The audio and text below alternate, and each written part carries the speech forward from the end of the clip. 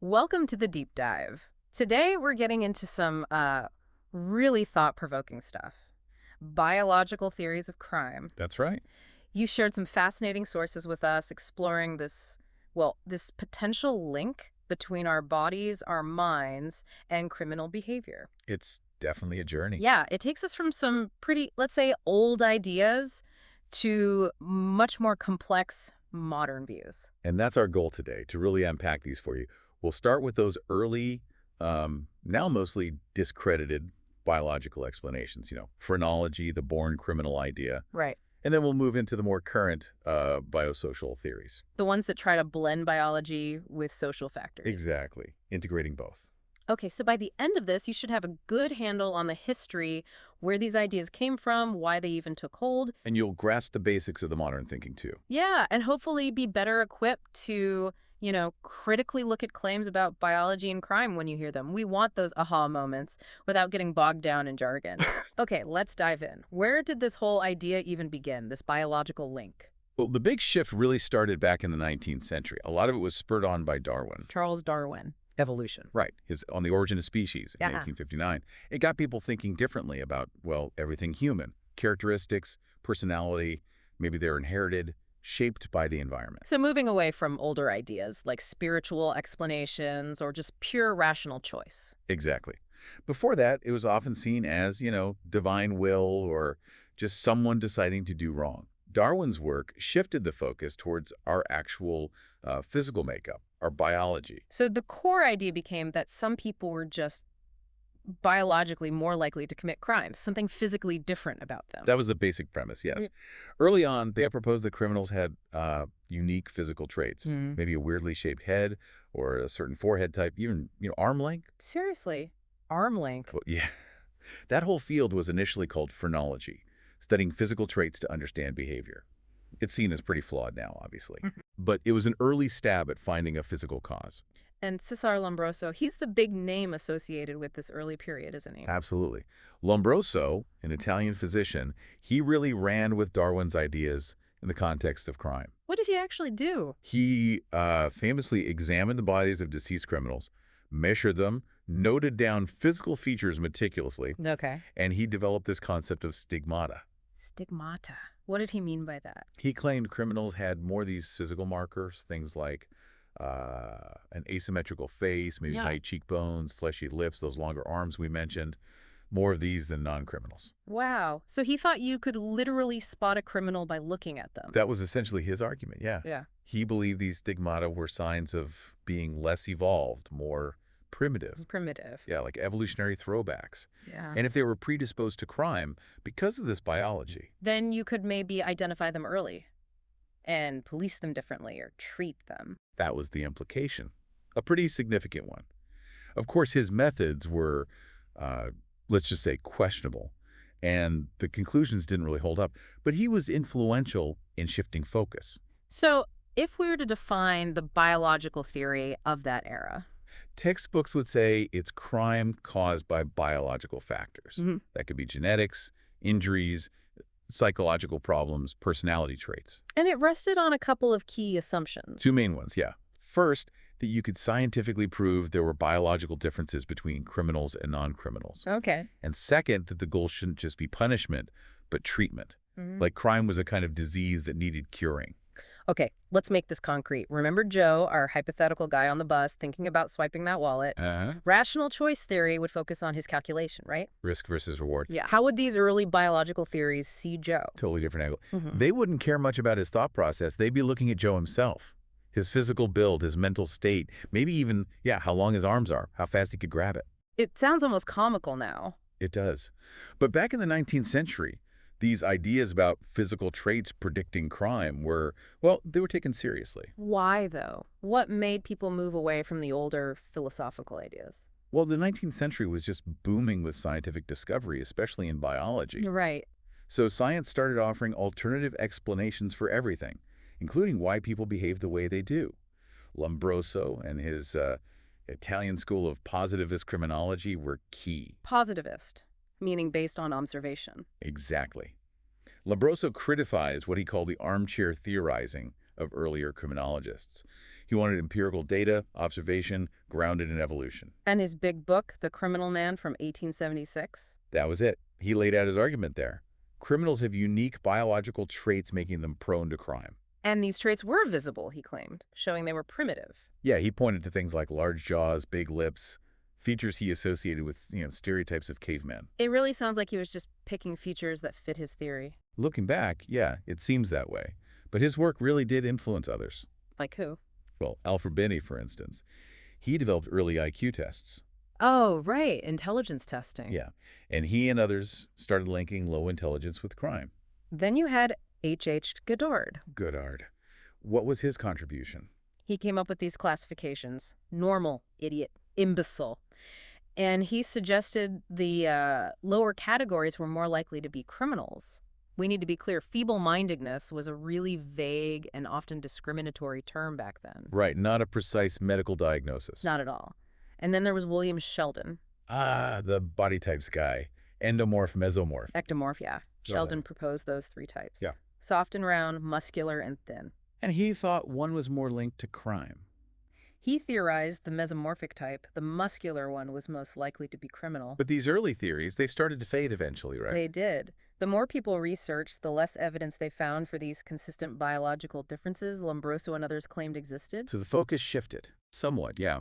Many biological theorists started focusing less on the whole body and more on the brain.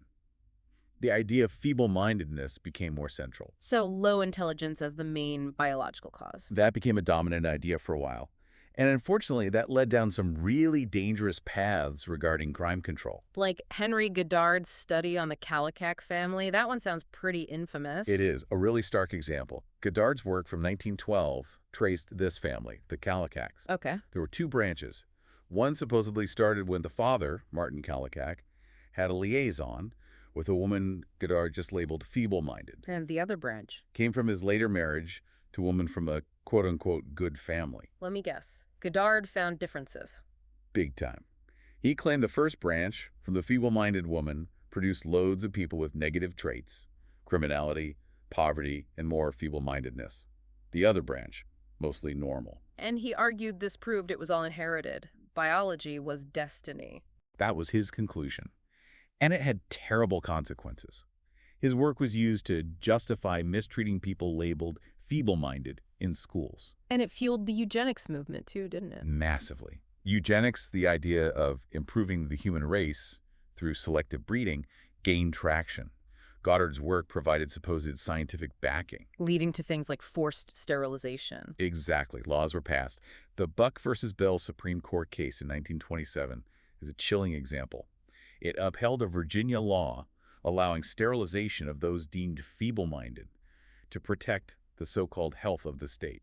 Horrifying. It really is. And you can see the disturbing parallels to the eugenics programs later used in Nazi Germany. So, summing up the downfall of these early theories, what were the main criticisms? Well, first, the science was weak. Rigorous testing just didn't support the claims. Okay. Second, huge criticisms about bias. Racism, essentially. The theories often implied non-white groups were biologically inferior, less evolved, hence more criminal. Right, a way to justify existing inequalities. Totally. And it also justified focusing policing on the poor, the unhealthy, basically blaming their biology instead of their circumstances. And the proposed solutions were extreme. Very. Isolation, sterilization. It shifted focus from actual health care to this kind of medicalized control, even abuse. Okay, so that's the troubling history. Let's move into the modern era.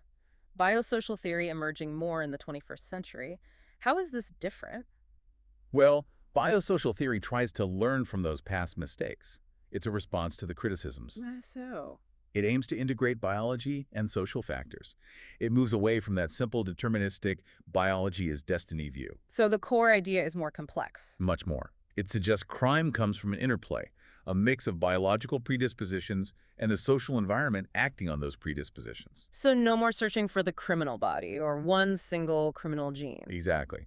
Biosocial theory accepts there aren't specific criminal traits like Lombroso thought.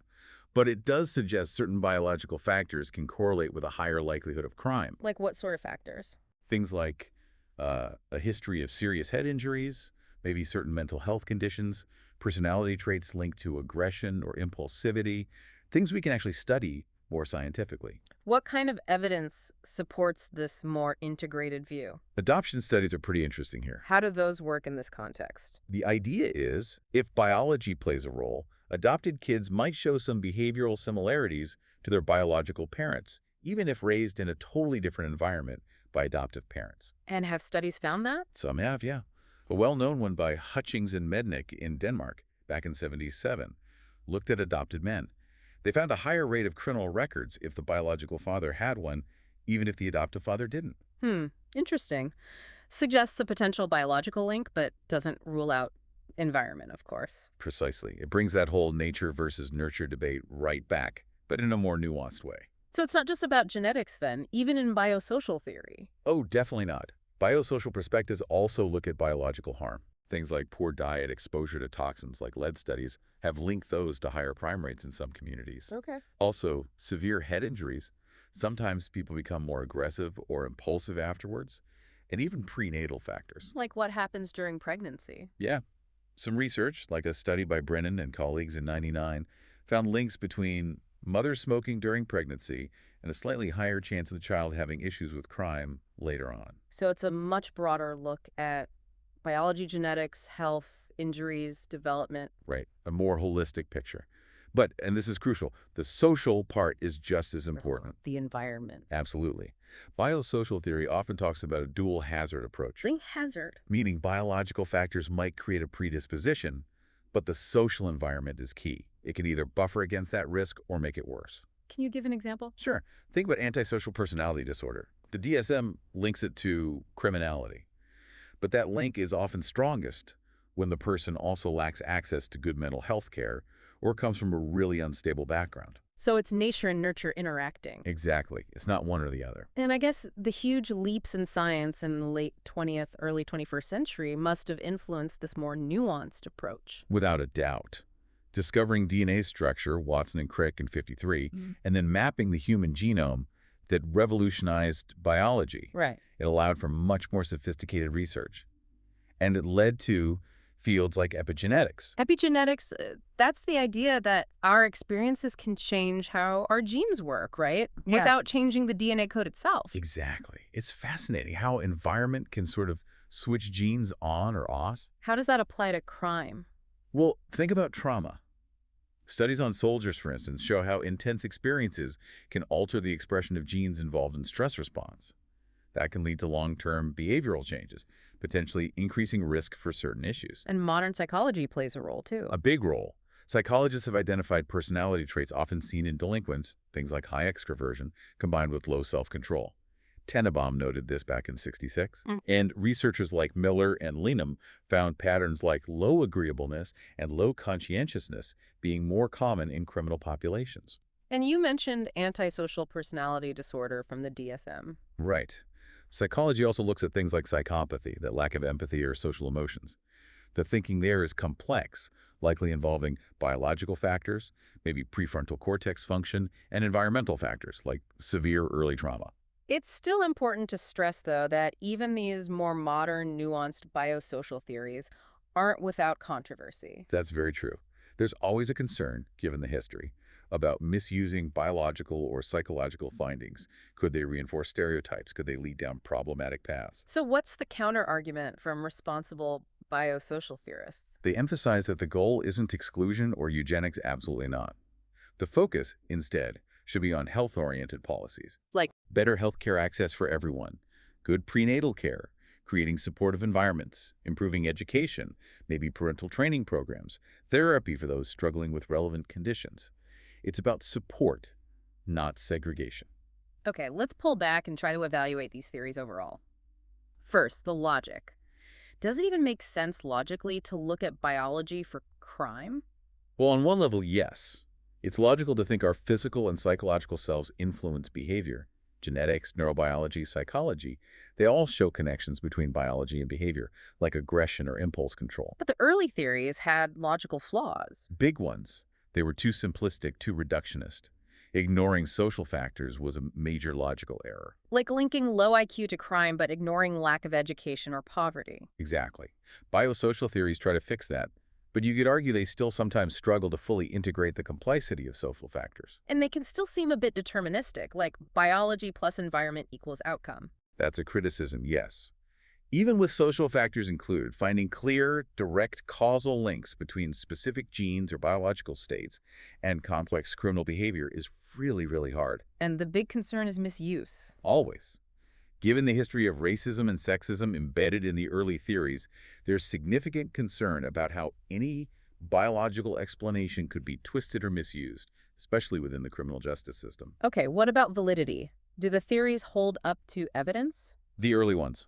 Largely no. Lombroso's work is considered invalid, poor research, biased assumptions. But contemporary biosocial theories. They have more credibility generally. They're based on correlations found in more rigorous medical and psychological studies. We do see links between crime and certain biological conditions or genetic markers. You mentioned some specific genes earlier. Yeah, research looking at genes like MAOA or DRD2 shows they might have some predictive power for deviance, especially, and this is key when combined with adverse social factors. Studies by Bird and Manuk or DeLisi touch on this. So that dual hazard idea seems important for validity. Very important. Many modern studies, like one by Beaver and colleagues in 2014, really emphasize that interaction. So while they're still debated and evolving, these updated biosocial approaches do seem to offer some valid insights. Finally, utility. How have these theories actually been used, or how could they be? This is probably the most contentious area. Because of the history. Exactly. Early theories were explicitly used to label people, isolate them, treat them, often forcibly in institutions. And the most extreme use was eugenics. Right. Involuntary sterilizations. Hooton, another theorist, advocated for this in the 1930s. We saw it happen in places like Alberta with their Sexual Sterilization Act. That went on for decades, didn't it? It did, impacting thousands. And worryingly, eugenics sometimes found support across the political spectrum, even among some progressive figures at the time. So how does modern biosocial theory aim to be useful differently? The goal now for responsible researchers is totally different. It's about informing health policies. Like you mentioned before, healthcare, prenatal care. Exactly. Dietary therapy, genetic counseling where appropriate, drug therapies for specific conditions, substance abuse treatment. It's about health and support, not isolation or sterilization. Okay, so let's try to summarize this whole deep dive on biological theories. Well, the early stuff, Lombroso, stigmata, feeble-mindedness, it's largely seen as flawed. Limited evidence, especially without considering social context, and a really harmful history of justifying mistreatment and discrimination. Got it. But the more modern biosocial theories. They offer potential value because they do consider factors that purely social or classical theories might ignore: genetics, illness, brain injury, psychology. And they try to learn from the past. They attempt to, yes, by using more rigorous research methods and crucially by trying to integrate social factors and emphasize that interplay. They might even contribute to the broader shift in criminology towards seeing treatment as a valid goal alongside punishment. It's definitely clear that understanding why people commit crimes is incredibly complex, and our understanding is still evolving. We've gone from very simple, often dangerous biological ideas to these much more integrated biosocial perspectives. And for you listening, it's so important to think about the implications of all this. The history, yes, but also how these ideas pop up in discussions about crime and justice today. The ethical side is huge. Absolutely. So here's something to leave you with. We know research into the biology of behavior is moving incredibly fast. Genetics, neuroscience, it's constantly advancing. Yeah, the pace is amazing. So the question is, how should we as a society handle this growing knowledge? How do we balance any potential benefits maybe for understanding or intervention with the absolute need to avoid repeating the terrible discrimination and misuse of the past? That's the tightrope we have to walk. It really is. Something to definitely keep thinking about. Thanks for joining us on this deep dive.